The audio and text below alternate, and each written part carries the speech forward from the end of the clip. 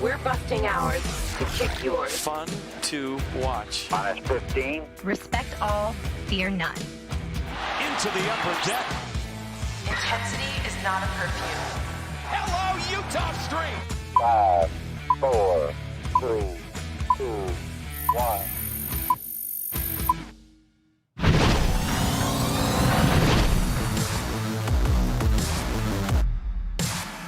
From inside our downtown Baltimore two-bedroom apartment, it is the MASN All Access Podcast. Paul Mancano, Brendan Mortensen here with you as always.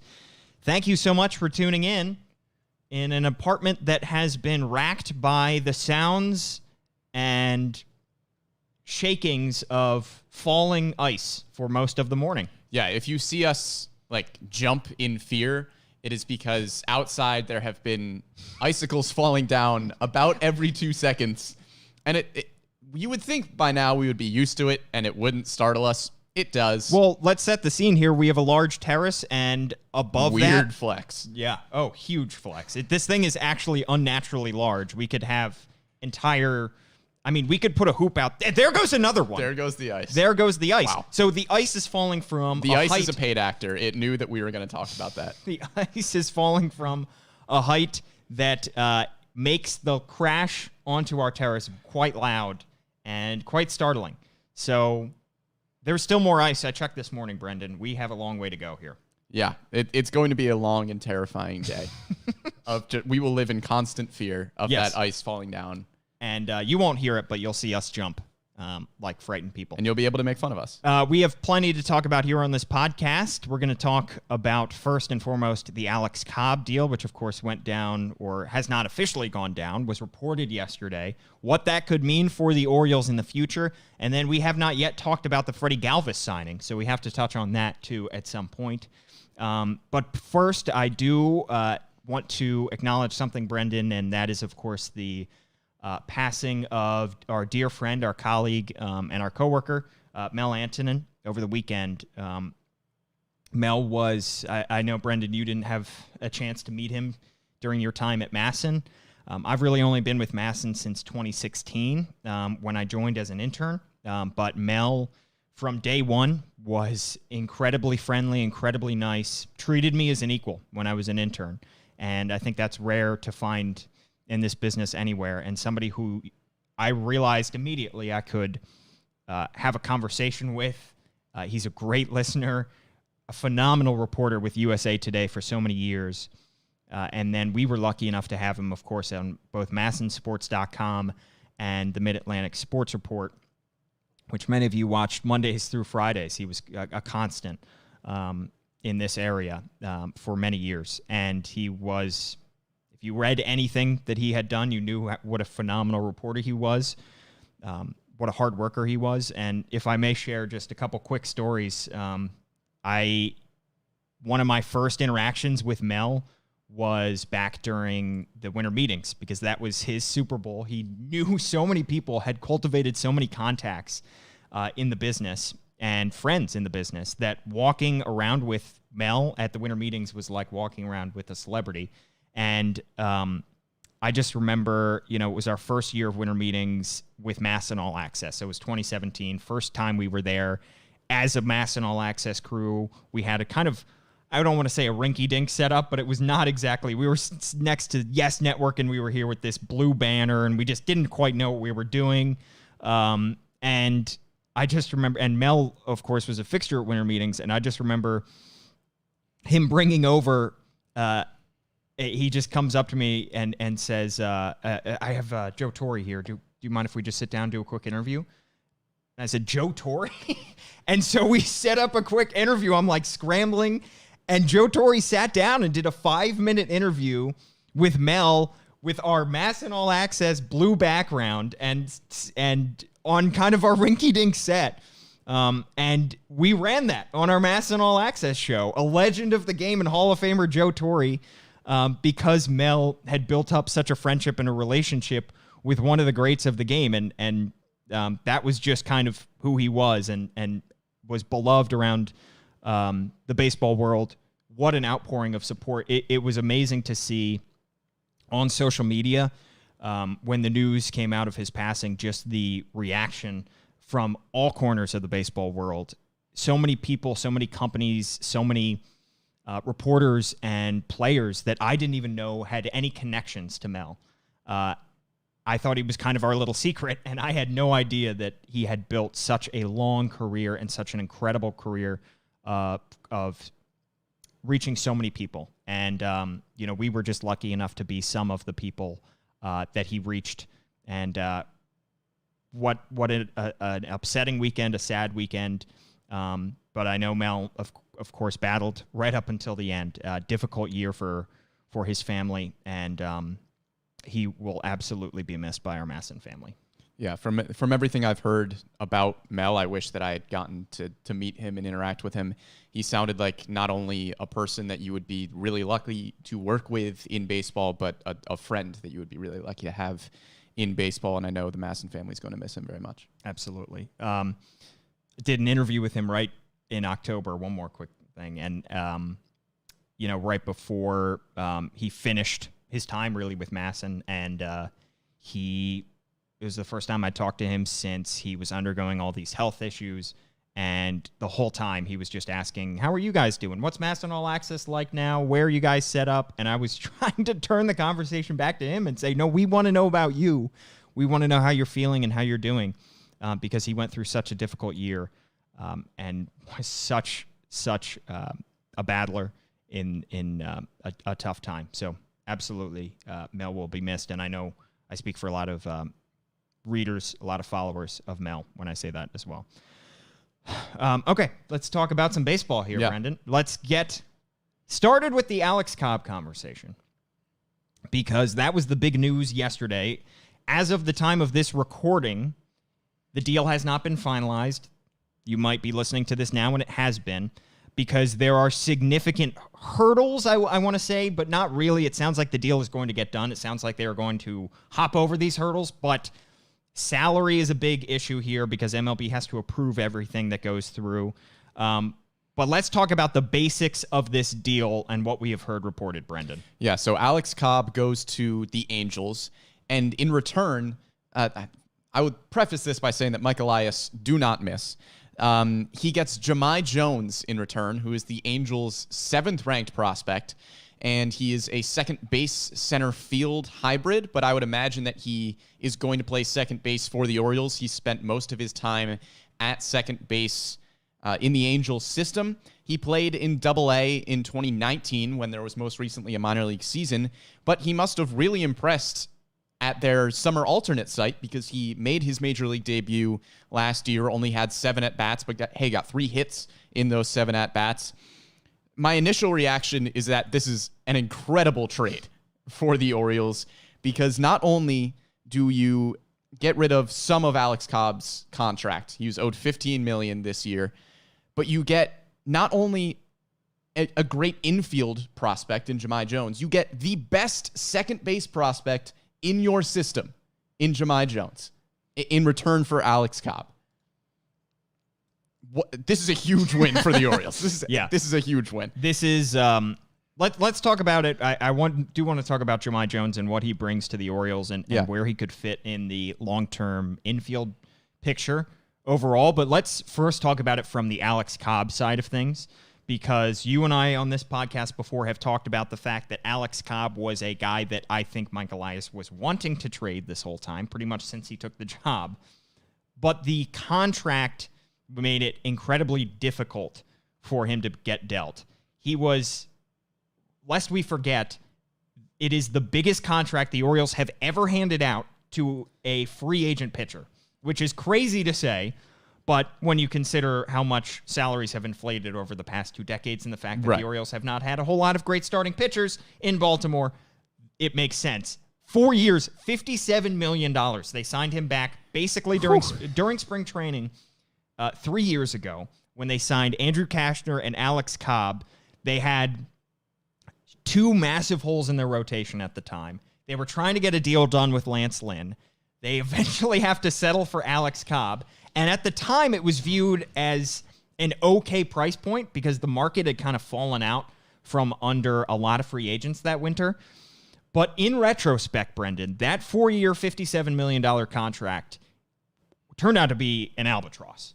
It was very bad. I will say that. It was not a good contract. And especially when you look back at Alex Cobb's career, when the Orioles were signing him, he had a decent season in 2017, but he really hadn't performed as a number 2, number 3 pitcher since 2013. Somewhere around there. So Alex Cobb comes to the Orioles, doesn't win a single game at Camden Yards, goes 7-22 overall with an ERA over 5 and a WHIP over 1.4. Yeah, I've seen people say, well, win-loss record, obviously, he was probably victim to some bad luck, and keep in mind his first year in Baltimore was the year that they lost 115 games. Right. So he was not the symptom of that, but he definitely did not perform up to the level. Well, sure. Of that And if contract. you're on the train of wins and losses aren't a pitching stat, may Look I at offer any of you? the others. May I offer you the 5.1 ERA, the 1.419 WHIP, the 10.2 hits per 9, and the 6.1 strikeouts per 9 as other factors that you could look at in terms of how Alex Cobb did with the Orioles, which was not very good. Yeah. He made 41 starts over his 3-year stint with the Orioles, and the Orioles paid him $42 million. So quick maths tells me that is over $1 million per start for a pitcher with an ERA over 5. Yeah, and not to disparage Alex Cobb personally, he's a great guy, very easy to talk to, very down to earth, leader in the clubhouse from what we heard, but he just was not good enough. Was expected to be. He came in with a career ERA, I think around 3.66. Signed with the Orioles for that deal, and the only question really was, can he stay healthy? Because he had been through so many injuries during his time with Tampa Bay. And unfortunately, not only did he not stay healthy, but when he was healthy, he was not very productive. Made just 3 starts during the 2019 season, was eventually shut down. And then the Orioles essentially cashing in on 10 complete starts in 2020. I didn't think he was going to make 10 starts in 2020, but he made every one.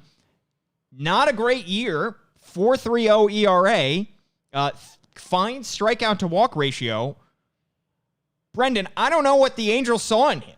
I'm sorry. I mean, there are still free agents out there on the market, and the Angels gave up one of the top 10 prospects in their system for a guy that not only has struggled with health, not only is owed a lot of money, but also is not that productive when he's healthy. Well, look, if you're the Angels, you are gambling that Alex Cobb is going to be able to turn back the clock and he's going to pitch like he did in Tampa Bay when he had an ERA of about 3.5. That was 4 years ago. That was a long time ago.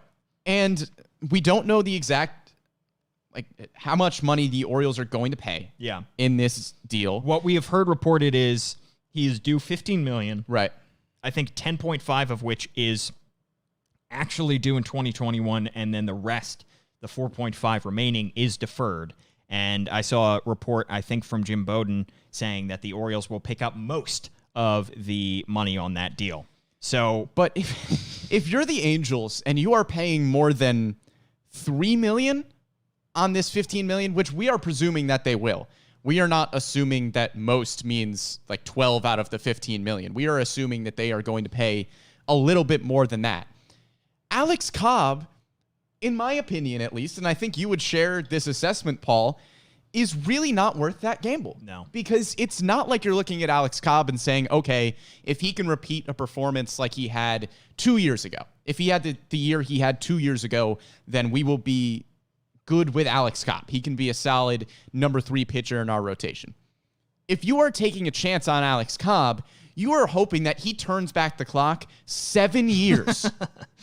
That is a long time to turn back the clock on Alex Cobb. And not only are you gambling on him, you give up a really promising prospect in Jahmai Jones. yeah.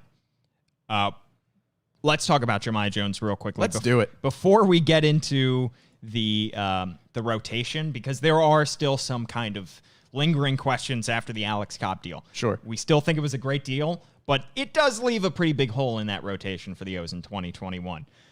Jahmai Jones, you kind of touched on his credentials coming into this. He was a top 100 prospect according to MLB Pipeline and Baseball America, pretty much a fixture in that top 100 list from 2017 to 2019. Did not quite hit in 2019 at the AA level. He is viewed not as having great power, more for his athleticism. He was an outfielder that was converted to second base, and that's pretty much where he played the bulk of his games in 2019. But keep in mind here, he is 23 years old. In that season that he did play in Double-A in 2019, where he put up a .234 batting average, at OPS under 700, not his best stats, he was still only 21 years old. He was the third youngest player on that roster. He was hitting very well near the end of the season, hit over 300 for the final 2 months of the season. And honestly, like you said, Brendan, performed well enough in 2020 to get the call up to the bigs. So I think that 2019 season could be a little bit concerning, and certainly his star has faded a little bit in terms of being a top prospect. He was once the number one prospect in the Angels system and is now just the seventh best prospect in that Angels system.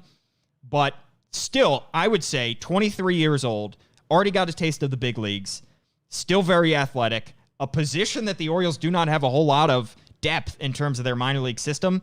Well worth the gamble to get Jahmai Jones. Paul, I'm going to throw out a hot take. Would you like to hear my hot take? Give it to me. I think that this is the single best trade of the Mike Elias era. And why would you say that? You would have to pay Alex Cobb this year if you did not trade him, obviously. Mike Elias didn't wait around and see if there was a team that would be willing to take on all of the $15 million remaining on Alex Cobb's contract. And we don't know exactly how much the Orioles are paying. But even if it is $10 million, the money that you are spending still on Alex Cobb is worth getting Jahmai Jones. This is not some back end of the top 30 prospect. Jahmai Jones is the seventh best prospect in the Angels system, a top-heavy system that included guys like Joe Adell and Brandon Marsh. He is the best second base prospect that you have in the system. He's way ahead of a guy like Rylan Bannon. He's closer to somebody like Gunnar Henderson or Jordan Westberg in that prospect ranking. And he is MLB ready. Jahmai Jones could potentially be your opening day second baseman for the Baltimore Orioles. He is 23 years old, and you just got him for Alex Cobb. I think this is the best trade of the Mike Elias era. When you say that, I think I was thinking of some of the other deals that he's done. He doesn't have a whole lot. Mike Elias doesn't have a whole lot of big trades under his belt, particularly because he took over this rebuild at a time when most of the big trade pieces, the Scopes, the Britons, the Machados, had already been dealt away. So it's not like he had a huge pool of veterans to deal from at this point. I think back to, the Andrew Kashner trade was a pretty solid one. Granted, the return was somewhat minimal compared to some of the other moves that have been made. I think of the Tommy Milone as a trade as a great one. Well, that's a great trade, yes, but yes, you get two prospects for Tommy Milone, and AJ Graffinino was... And you gave, and Tommy Milone, you gave a minor league deal to in spring trade. Which is a great trade because AJ, to get any prospects for Let Tommy alone Milone... one that fits into your top 30. Is kind of hilarious. Yes. But no offense to AJ Graffinino, he's probably the fifth or sixth best shortstop prospect that the Orioles have in their system. They're pretty top-heavy with guys like Gunnar Henderson and Jordan Westberg. Yeah. AJ Graffinino has an uphill battle to get to the major leagues. Jahmai Jones is the single best second base prospect that the Orioles have, and it's not particularly close because Adam Hall isn't quite ready for the majors yet. We don't know how he's going to continue to progress. Yeah, he's still pretty young. And he's kind of a hybrid second base shortstop guy. And Rylan Bannon, we don't really know if he's going to play second base or third base. And Bannon isn't towards the top of the prospect list. He has a chance to start for the Orioles over the next few years. But I think long-term, ideally, he's probably more of a utility guy because he doesn't do anything super, super well. He's just a pretty solid infielder. Somebody commenting also as we're live on Facebook, Twitter, and YouTube, Andrew Cox saying Givens trade was solid. Givens trade in which they got Terran Vavra in that deal. Yeah, but Jones will probably rank higher than Vavra. Probably. Terran Vavra immediately slotted into their top 15. I think he's right around 12, 13 maybe. 12 or I think he's 13. I think 13. Kevin Smith is 12. That's right. MLB Pipeline is coming out with their new top 30 for each team soon because they just came out with the top 100. And we'll see exactly where everybody shakes out. And we won't know where he would slot in. We don't know where Jahmai Jones would slot in anyway until this deal is completed. But, I mean, Givens, they also got a couple other prospects. But I think Givens was also bad in 2020 in the second half for the Colorado Rockies. but he still has another year under contract, and I think he's probably going to perform better than over the course of this final year than Alex Cobb will over the course of his final year of this contract. Absolutely. And if you're the Angels, again, not to harp on the Angels too much, but I don't know what they are thinking with this deal. Yeah. Good thing with this is not an Angels podcast. That's all I'll say for numerous reasons today. But also, good day to not have an Angels podcast. Good day to not have a Rockies podcast. Yes.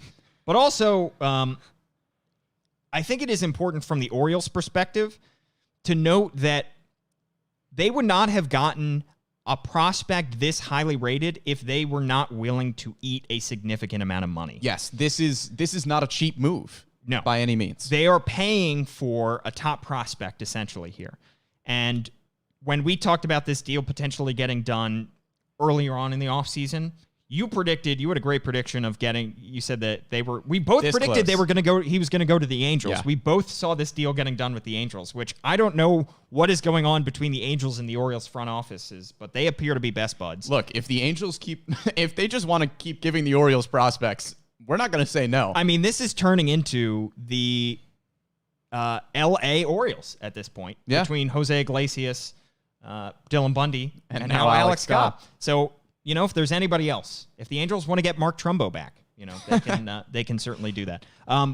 But essentially, I did not expect the Orioles to get back as highly rated a prospect as they did. Agreed. I thought that they were going to get a lower level prospect for Alex Cobb because I assumed that they were not going to be willing to spend all that money to get him off their hands. The fact that they are covering reportedly most of his contract for the 2021 season allowed them to get a prospect as highly rated as Jahmai Jones, because that deal would not have gotten done if they had just taken $4 million off the $15 million due to Alex Cobb. The fact that they are taking more than half of the $15 million due to Alex Cobb allows them to get a highly rated prospect. And personally, I would rather have, it's not my money, but I would rather spend that money to get him off your hands and to get a highly rated prospect. And another thing is, if they had waited on Alex Cobb, if they had decided, let's go into the season with Alex Cobb in our rotation, they would still have to pay him a significant amount of money because the payments are due, of course, over the course of the season. So if they waited until the July 31st trade deadline to deal Alex Cobb, one, you're probably getting less of a return because he's going to make fewer starts for the team that acquires him. And two, you're still going to have to pay almost half of his $15 million anyway, because you're still going to have to paying him game checks as the season goes along. So what Mike Elias did is say, all right, the team that acquires him in the Angels, they want to get him for the full season, and we can leverage that by offering more than half of his contract for the upcoming season. And because we're doing them that favor, let's get a highly rated prospect. Let's not shoot for a lower 20s, 30s level prospect. Let's shoot for a top 10 prospect. And it shows that they're, as much as the Orioles have gotten decried over the last couple weeks for stuff, it shows that Mike Elias and this front office is still willing to play for premier talent in their pipeline. Yeah, that's the important thing to note. Mike Elias could have waited around for a pitching desperate team somewhere near the deadline and said, hey, you can pay all of Alex Cobb's contract if you want. We'll trade him to you, but you would have gotten a worse prospect in return. This is the more expensive route for the Orioles, but you get a much better player in return. And we're getting some Facebook comments saying that you're kind of frustrated talking about prospects, and trading these major league level players. Jahmai Jones is a major league ready player. I don't know if he's going to start the season on the opening day roster. It's possible that the Orioles might want to get some time to look at him a little bit, maybe put him in AAA for a few weeks. But he was at least good enough with the Angels and impressed at their alternate site that he was good enough to make his major league debut last year. So yes, we are talking about prospects, but we are talking about high-level prospects that are going to be high-impact major league players in a year or two. And I know it's frustrating to keep bringing up these prospects because it almost seems like a cycle that we've been talking about for a while, but it's not going to be a cycle that lasts forever. These prospects are coming up soon, and Jahmai Jones is an example of one that could be pretty much here. What do you think in terms of his arrival date in Baltimore? Do you think he breaks spring training, breaks camp with the club? Do you think he is on their opening day roster? Do you think he's their opening day second baseman? Look, I think he has a really solid chance to be the opening day second baseman. I think there will probably be a spring training battle between him and maybe Rio Ruiz would be my guess, because I think it Not kind for of the comes same position. not for the same position, but I think that might come down to who would you rather start? Would you rather start Jahmai Jones at second base and move Yolmer Sanchez over to third, or would you rather start Rio Ruiz at third base and move Yolmer Sanchez over to second? I think Sanchez starts somewhere, and I think either Jones or Rio Ruiz starts at either second or third. If I had to put my money on one of them, I would say Jones, because Rio Ruiz has had his chance to prove himself at third base over the last few seasons and really hasn't done so. Yeah. I think ideally, Jahmai Jones is your starting second baseman. I just don't know if he's quite ready yet. I mean, making his debut, a lot of guys, historic number of guys made their big league debuts in 2020, and he did perform fine in those 7 games. Very, very small sample size with 7 at-bats. And also different system, different coaching staff, different front office that decided he was ready. Maybe Mike Elias, Brandon Hyde decide he's not ready, when they get their hands on him and they take a look at him in spring training. So I think that ideally he is your opening day second baseman, but I think regardless, assuming he's healthy, I think he will be in that second base spot earlier rather than later. Yes. I could see him within the first couple months taking hold of that spot. And Rio Ruiz, we've seen what he can bring to the table. We know what he can bring to the table. And it is a passable defense at third base and a below average left-handed bat. So to me, I think ideally you move Yolmer Sanchez over to third. You have Jahmai Jones as your starting second baseman.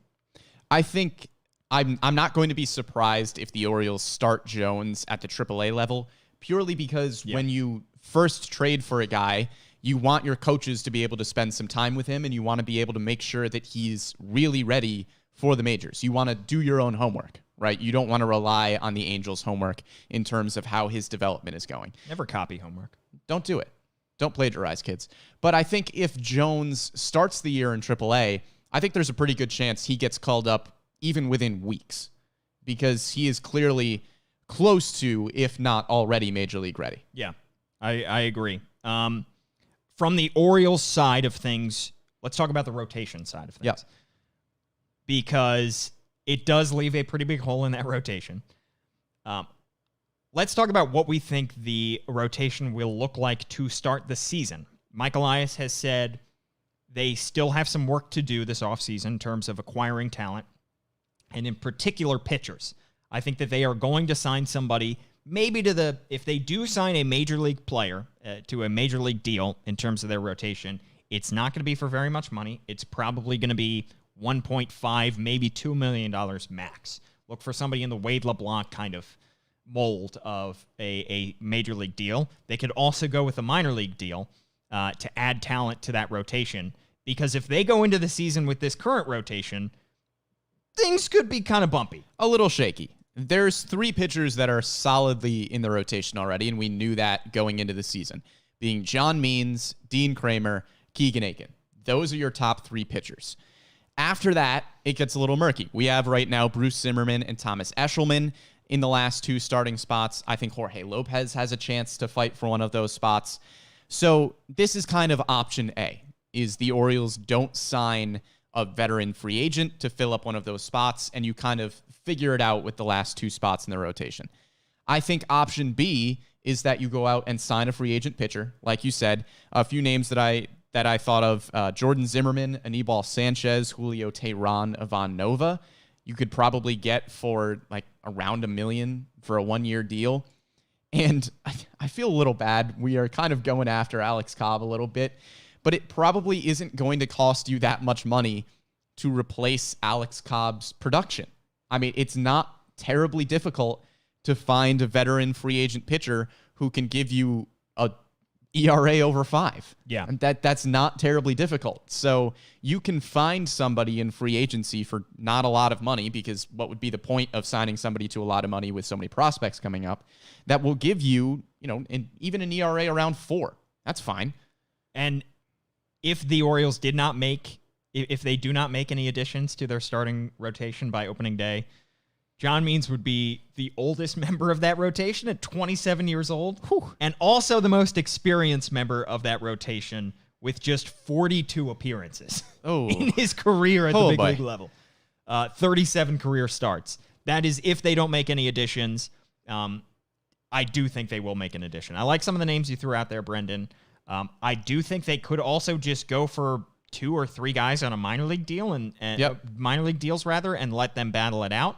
I.e. Tommy Milone. Because here's what's going to happen. By mid-season, this rotation, and by the end of the season, will look very different. Yes. I think you are going to see over the course of the 2021 season the debuts of Michael Baumann, of Zach Lowther, and of Alexander Wells, and maybe even of Kevin Smith. 4 of your top pitching prospects, I think, could very well debut or on track to debut during the 2021 season. And all 4 of them, for the time being, are on track to be starters. So by season's end, you could be looking at a starting rotation of John Means, Dean Kramer, Keegan Aiken, Zach Lowther, Michael Baumann. Yeah. And with Alexander Wells, floating as a swingman or something like that. Option C is that you call up somebody like Zach Lowther or Michael Baumann to join the rotation earlier on in the season. I don't think that's going to happen. I think the Orioles would probably rather sign a veteran pitcher, because we know that the Orioles general management has not wanted to rush their prospects. Yeah. That's the last thing you want to do, is have a promising pitching prospect and ruin his confidence by putting him in the majors too early, getting rocked, and then he's kind of broken for the few years. His confidence has been broken for the few years going forward. We're getting some comments on Facebook asking, is Dean Kramer a frontline starter? I think he is. When you look at that end of the year starter? ERA, as in, can he be a number 2, number 3, rather than a number 4, number 5? I think at this point, a 2 would be a stretch. I think a 2 would be a stretch, but I think Kramer can be a solid 3 going forward, especially when you look at Grayson Rodriguez and DL Hall, both having the potential to be 1s and 2s. Yes. Dean Kramer, I think, will be a solid 3 going forward. The end of the year ERA was really inflated by that one bad start in Boston, but before that, he was lights out. He was pitching really, really well, especially as a rookie. So I think Dean Kramer will be a solid number 3 going forward. Another comment on Facebook asking, will we see Grayson Rodriguez this year? I don't think so, unless the very, very end of the year call up. Highly doubt it, just because he played his entire 2019 season with Delmarva. So he was, Delmarva, right? Feels like years ago. Yeah. On that terrific Delmarva Shorebird staff. So he would still be several kind of ticks away. I think we will see him at Bowie in the 2021 season, but I do not think he will make his big league debut. I think DL Hall, who pitched with High A Frederick in 2019, is probably closer to the bigs, but I don't think either of them makes their debut in 2021. I would agree. I think Grayson Rodriguez is probably 2 years away from his major league debut. But again, like we were kind of saying with Michael Baumann and Zach Lowther and why they might not be on the opening day roster, you don't want to rush the prospects. Yeah. That's the last thing you want to do. Daniel Lee comment on Facebook also saying, don't forget about Kyle Bradish and Cody Sedlock too. Yep. Couple more names. I was trying to put together this rotation for 2021, and I found myself forgetting about the Rule 5 guys. Yeah. And Max Aroller and what's the other name? Tyler Wells, I believe. See, we are that is literally forgetting. It has been a busy offseason for Mike Elias. Going all the way back to, remember back when he picked up Jose Iglesias' option, then he traded Jose Iglesias, then he DFA'd Renato Nunez to add the 6 guys to their 40-man roster. Then he, what else am I forgetting? Then, of course, he traded Alex Cobb. In the meantime, he signed Freddy Galvis. Just a busy offseason, I think you could say. Very. For Mike Elias. Yeah. Let's talk about Freddy Galvis now. Let's do it. Because we have not yet talked on the podcast about Freddy Galvis was a good signing, and it almost seems brushed out of the way because of all the things that have been going on. Yeah, Freddy Galvis to a 1-year deal. I think in terms of market value, I think he compares very favorably to Jose Iglesias when the Orioles signed him after the 2019 season. And they got Jose Iglesias on a $3 million deal with a team option for the 2021 season for $3.5 million. So essentially they were guaranteeing him $3 million and potentially giving him an extra $3.5 million.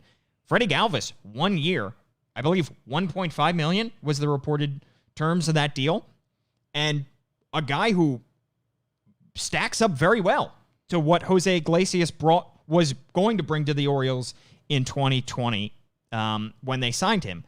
That being said, I do think it's a little unfair to expect a Jose Iglesias 2020 out of Freddy Galvis in 2021. Well, Jose Iglesias isn't giving you a Jose Iglesias 2020. Jose Iglesias, we've talked about it so many times on this podcast, really, really, really overperformed last year, and Mike Elias traded him at peak value. Jose Iglesias is not a, what did he hit, 380 or something like that? 377. 377. Jose Iglesias is not a 377 hitter. He is not an OPS close to 1 hitter.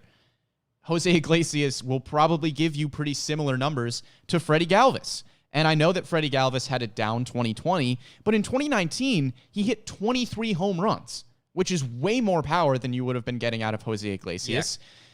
Corey on Facebook, real quick, not to cut you off there, yeah. Saying it would be amazing if we could get Galvis to be just like Iglesias, where below average hitter over his career, silver slugger worthy season. That would be amazing. Well, and the nice thing if lightning could strike twice, that would be awesome. Yeah, seriously. I mean, let's not expect it. It seemed to happen for Jose Iglesias. Let's see if it happens for another former Cincinnati Red shortstop who is right around the same age, right around the same career numbers, even at the time of his signing. Freddy Galvis gives you more power than Jose Iglesias, and he is really good defensively. He's one of the better, more consistent defensive shortstops in the majors. And speaking of more consistent, Freddy Galvis will play a lot of games. He played 147 in 2019 and played all 162 in both 2017 and 2018. Yeah. Jose Iglesias dealt with some injuries for the Orioles in 2020, didn't play that many games at shortstop. So Freddy Galvis, I know he's not going to be the number 3 hitter because Jose Iglesias shouldn't have been the number 3 hitter anyway. He was just overperforming. But Freddy Galvis will give you a solid bat, a solid defensive shortstop, and he's going to play a lot of games at shortstop if you want him to. Yeah, I think if he gives you, assuming this is a 162-game season, that's what it's on track to be, assuming Freddy Galvis gives you between 150 and 160 games and plus defense at shortstop, I think that's all you can reasonably expect from Freddy Galvis. And you get him on a bargain. Yes. If that's what you're getting out of Freddy Galvis, a relatively consistent hitter and defender on a $1 million deal. Well, that's what I was thinking, because last year we talked about how much Jose Iglesias made. Why was Freddy Galvis so much cheaper this year? How were the Orioles able to get a much significantly cheaper deal for a player who is essentially in the very same mold as Jose Iglesias? Well, I think it probably has a lot to do with the fact that there aren't a lot of players getting signed to big deals. The shortstop market, just the market. The shortstop market was also really good this season. There was Andrelton Simmons, Didi Gregorius, Marcus Semien. It was a pretty deep shortstop market. Yeah. And Freddy Galvis, while it is a good deal for the Orioles at $1 million, I don't know if he would have gotten much more somewhere else. And this is also the golden age of shortstops in Major League Baseball, where it seems like almost every team has a really good shortstop. So I think Freddy Galvis probably wouldn't have been able to start somewhere. Yeah, and I think as good as the market is for shortstops this year, I think it's going to be even better next year. Right. Carlos Correa hits the market. I believe Trevor Story is going to be a free agent. Yep. So the shortstop market is going to be huge next year. And when the Orioles got Jose Iglesias, you said it, the market was, not to the level, shortstop market was not to the level it was this offseason. Didi Gregorius was really the only other top free agent shortstop on the market. So maybe the Orioles had to overpay a little bit for Jose Iglesias, ended up having to underpay really for him. Right. But they get a very similar player in Freddy Galvis for a cheaper deal, maybe because the demand or the supply is a little bit higher. Right. I don't know if he's going to be top of the lineup, but he will be solid. Yeah. Well, and you look at the deal that they had for Jose Iglesias last year, there were really only, we were talking about Danny Hechavarria being the only other guy. Like they struck gold, obviously, on that signing. And I think you have to give Mike Elias a little bit of, not benefit of the doubt here, but I think, you can trust him with this kind of deal here because he clearly knows how to evaluate him and knows what he's doing in terms of signing free agent shortstops. And there's also a chance that the Orioles could still look for a veteran infielder. I don't know if they will. I think the acquisition of Jahmai Jones changes that a little bit. I don't know if they need to go look at another veteran infielder. We've talked about Jonathan VR. We've talked about the possibility of bringing back Hanser Alberto. I don't know if they will still do that, but I think Freddy Galvis fills a very big need that they had at shortstop. And you don't need to go sign some shortstop to a massive contract because you have two really good shortstop prospects that are a few years away in Jordan Westberg and Gunnar Henderson. Yeah. I could see if they do make an addition there, I think it's going to be on a minor league deal rather than a major league deal. I would agree. I don't see them And guaranteeing you still want to see what you have in Richie Martin. Sure. You can't just give up on Richie Martin because he has dealt with injuries. I mean, Richie Martin still has a lot of potential, I think. This is a former, first-round pick? Richie Martin, was it first or second round? First round. First-round pick, Richie Martin. So he still has potential at shortstop. We've talked about him on the podcast before and how he maybe just got thrown into the fire a little bit too quickly at the major league level. I think he has still has plenty of room to develop, and the Orioles want to see what they have in him. Another tough break for him, by the way, breaking his hamate bone. Yeah. Hamate bone, which, by the way, they just remove the bone.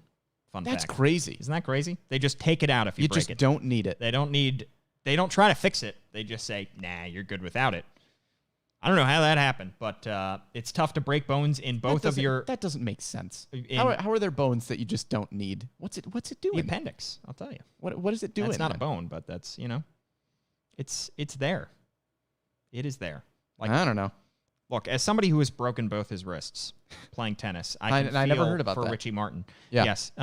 It's a long and harrowing story. I feel for Richie Martin at this point. He is, again, suffering somewhat of a setback. He is expected to be ready by mid-March, and hopefully he can be on this big league roster at some point. I do expect him to start at the AAA level, considering now the glut somewhat of infielders that they have at the big league level. Well, right, and that would make sense because you want him to continue to develop, and you don't have the glaring need at shortstop like you did 2 years ago when he pretty much had to be your starting shortstop because you really didn't have any other options. Yeah. You needed Richie Martin to play there. By the way, Brandon Cherney saying Galvis has more pop than Iglesias, but he's horrible at getting on base. No worse at getting on base than Jose Iglesias was in his career. I think they had roughly the same on-base percentage in the season before they got signed by the Orioles. I think a very similar on-base percentage. In 2019, Freddy Galvis had an on-base percentage of 734. Nope, that's not correct. In 2019, he did. 734 on-base percentage? OPS, I'm saying. Oh, okay, on-base percentage is... on base. OBP we're talking about. Not OPS. Let's see. Jose Iglesias had an on-base percentage of 318 in 2019 before he signed with the Orioles. And in 2019, the last full season that Freddy Galvis had, he had an on-base percentage of 296. Yeah. Relatively comparable. Yeah, but then the next season, 2020. 2020, 308. There we go. 10 points off. Yeah. Not bad. Pretty comparable. Yeah, fairly comparable in terms of that. All right. We have been talking for quite a while. That we have. We will see when the deal gets finalized and ultimately what the final terms of that deal end up being for Jahmai Jones and the Alex Cobb swap. Is there anything else we should talk about? Oh, I saw some comments about Hanser Alberto. He's going to the Royals. Good for him on a minor league deal. Thought he would get a major league deal, if I'm being completely honest, but Hanser signing with the Royals on a minor league deal kind of ends the idea that the Orioles might be able to bring him back this offseason. However, maybe they place him on waivers. The Orioles pick him up. They picked him up off waivers twice in his career. So maybe he comes back that way, but I think pretty much the door has been closed on a Hanser Alberto return. Right. Tim on YouTube asking, can we run through a potential starting rotation? We ran through it a little bit, but Paul, I will ask you right now, what do you think the starting five is going to be for the Orioles if you had to guess right now in 2021? On opening day? Like to break camp? Yes. The top five pitchers in the starting rotation. Yeah, I think Means, Kramer, Aiken. Yep. Jorge Lopez, I think I'm just going to slot in there for now. I do think Bruce Zimmerman has a chance. And then I think it's going to be free agent X. I don't know who that's going to be. Yeah. I think there are a lot of guys who could fit that bill as a mid-level replacement. and fifth starter, but it's difficult to predict kind of that fifth guy. Yeah, I would go slightly different. I'm going to go Means, Kramer, Aiken, which is the given top 3 at this point. I think the veteran free agent pitcher X is going to be the number 4. I threw out some names: Jordan Zimmerman, Anibal Sanchez, Julio Teheran, Ivan Nova, maybe one of those 4. And then I think the 5th is probably a toss-up between Thomas Eshelman or Jorge Lopez. I'm going to say Eshelman. Yeah, I think Eshelman was solid last year. I'm glad the Orioles brought him back on a minor league deal for this year after they let him go a few months ago. I think he will be in that mix. He will be in that mix. And maybe somebody will emerge a la John Means a couple years ago in spring training, where this guy's a career minor leaguer and all of a sudden he comes out pitching great, earns a spot in the starting rotation to break camp. So we'll see there. One thing I do want to talk about also real quickly, top 100 prospect list by MLB Pipeline was revealed. Orioles landing 5 guys. Finally, the national nightmare, which is Ryan Mountcastle not being named to the top 100 for MLB Pipeline, is over. He was not in the top 100 last year. What a mistake. They corrected their mistake, made him 77. To be honest, I think he could be higher. I think that's a little too low for Ryan Mountcastle, but still good. He's still in there. Adley Rutschman is the number 2 prospect in all of baseball, which I know that does not guarantee anything, but I think that's pretty cool. That's pretty awesome. I think that is pretty cool. It's just an incredible accomplishment for the Orioles to get the number 2 prospect in baseball, and I believe there are 5 prospects. I think there are only 2 other teams that have more prospects in their top 100. So I saw some people saying there should be more guys in the top 100. Well, 5 is pretty darn good. Grayson Rodriguez comes in at number 27. Heston Kjerstad, number 69. DL Hall, number 70. Ryan Mountcastle at number 77. Yeah, Grayson Rodriguez ahead of some really high draft picks, especially from this year. He's ahead of Max Meyer. He's ahead of Asa Lacy. He's ahead of Emerson Hancock, who are the best pitchers in this 2020 draft. Yeah. So that really says something about Grayson Rodriguez. I would also be willing to bet that by the end of the year, we see Gunnar Henderson in the top 100. Could very well happen. That's at least what we're hearing from the national reporters, that he is the next kind of guy to fit into that category. I think we'll see him by the end of the year. All right. Well, let's wrap this up. We will be back next week. At Brendan Morty is his Twitter handle. I'm at Paul Mancano on Twitter. Be sure to follow us, rate, review, subscribe. Actually, do give us 5 stars and comment and review. That kind of stuff we do want to hear from you about. So please do keep that going as well. Thank you so much for tuning in. Any final thoughts before another ice sickle? There's the word. Comes down. That was a tough word. Last